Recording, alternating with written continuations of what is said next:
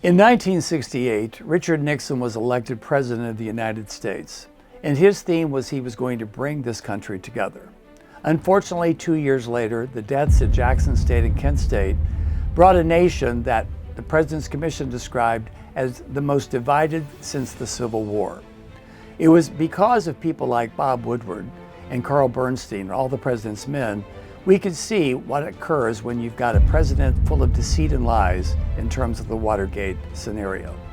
Fast forward to 2022. We've had the election of Donald Trump. We've gone through impeachments. We've had an insurrection against the U.S. Capitol, something most of us would have thought was impossible. What we've attempted to do at the 8th annual Blanquerna Emerson Global Summit at the historic Watergate in Washington, D.C., is to bring back Bob Woodward as a way of reckoning with exactly the challenges we face today.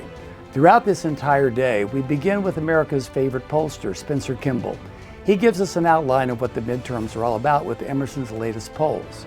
We look at a historic study looking at the Hispanic vote. We also look at the Asian vote.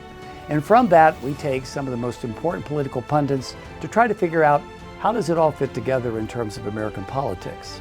In the afternoon, we explore the Ukraine war with one of Europe's most respected diplomats. After that, we look at sports as soft power, looking at the dynamics and possibilities of esports.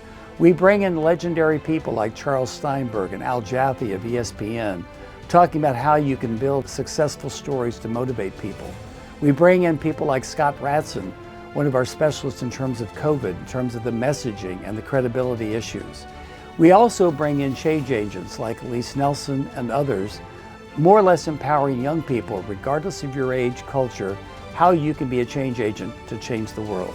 And then we captivate the entire evening with Bob Woodward once again talking about what it's like trying to document the history of storytelling with a president like Donald Trump.